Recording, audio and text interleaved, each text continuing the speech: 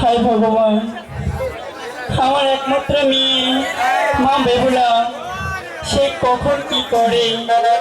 আমি যে তাকে নিয়ে বড় চিন্তায় রয়েছি,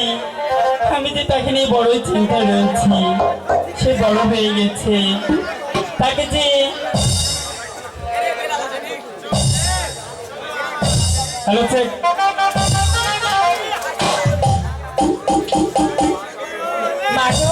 মা,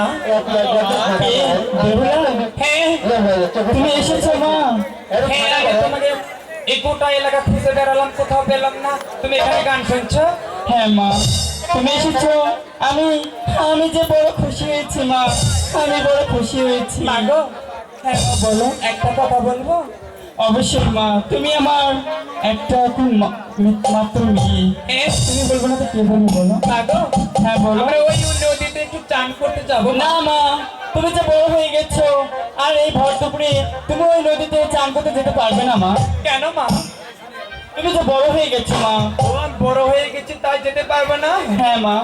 ওরে মা গো, মা নদীতে যাবো, ওই কলস ভরে জল আনিব। মা গো, মা নদীতে যাবো। তুমি যে বড় হয়ে গেছো।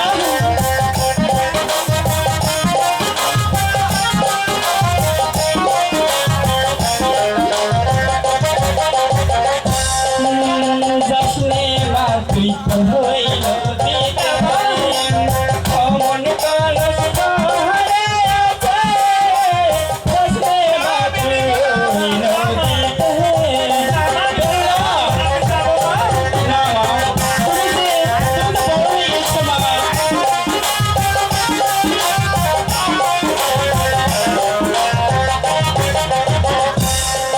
ওরে আমি যাবো, সখী যাবে।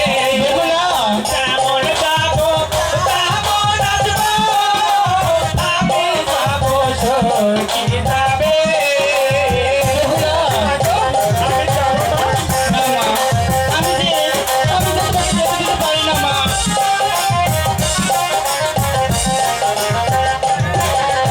যাসনে মা তুই তো হইল দিতে চান্দুর বাতা যাবে বাতু করে নিয়ে যাবে। ওখানে থাকি, ছেলে নাই মা।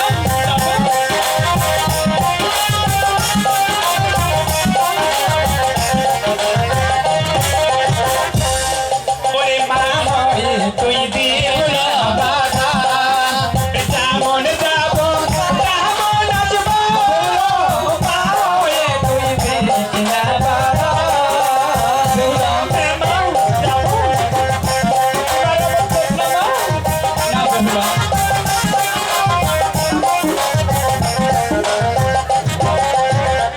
ঠিক আছে মা, তুমি যখন আমার কথা মানবে না তবে সখীকে নিয়ে ওই নদীতে চট করে যাবে আর চট করে ফিরবে। ঠিক আছে মা, আমি তাই যাবো, কিন্তু আপনি শুধু আমাকে আশীর্বাদ করবেন। অবশ্যই মা, আমি যে আমার বুক হয়ে তোমাকে আশীর্বাদ করি।